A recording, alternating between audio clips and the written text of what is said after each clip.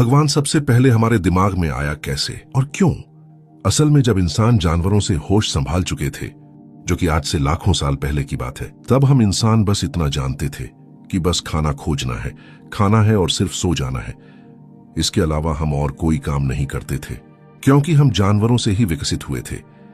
जैसे आज के सभी जानवर भी खाना खोजते हैं, खाते हैं और बस सो जाते हैं।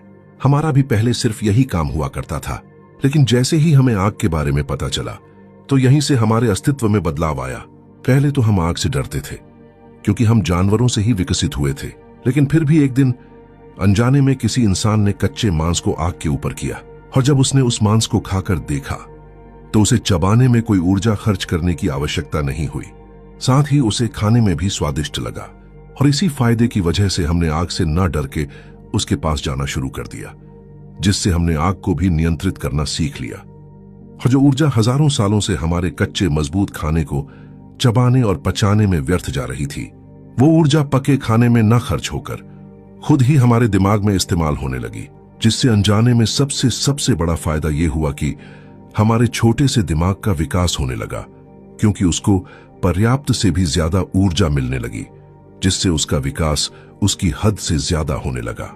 और अगर हम कच्चा खाना ही खाते रहते, तो हमारी बॉडी का विकास तो होता रहता, लेकिन हमारे दिमाग का नहीं। लेकिन क्योंकि पका खाना खाने के बाद बॉडी में बची ऊर्जा दिमाग खुद ही इस्तेमाल करने लगा और दिमाग तेजी से विकसित होने लगा, तो हमने अच्छे से सोचना समझना शुरू कर दिया। जैसे कुछ समय बाद वहां ऊपर कुछ चमकने लगता है। हालांकि तब हमने बोलना नहीं सीखा था, और ना ही उनको आज हम जो बोलते हैं वो बोला करते थे। बस हम तब सिर्फ देखा करते थे। मतलब हमारा दिमाग कुछ अलग और चमकदार देखकर आकर्षित होने लगा था, और सारा ध्यान वहीं लगा देता था, जिससे ऊपर की तरफ हमारी क्यूरियोसिटी ज्यादा होने लगी। लेकिन कभी कभी ऊपर से पानी गिरना और कुछ डरावनी आवाजें भी आया करती थी, जिससे हमें ऐसा भी लगने लगा कि ऊपर जरूर कोई है जो हमारे साथ ऐसा कर रहा है। और जैसे जैसे समय बीता, हमारा दिमाग और विकसित हो गया, जिससे हमने चीजों को समझकर उनके लिए अलग अलग आवाजें निकालना शुरू कर दिया, उसी मुंह से जिसका काम सिर्फ खाना पेट तक ले जाना था।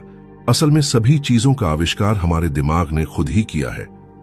जिस मुंह का काम सिर्फ खाना पेट तक ले जाना था, उसी से हमने आवाज निकालना बनाया, और जिस जीभ का काम सिर्फ स्वाद चखना था, उसी से हमने शब्द बनाना शुरू किया।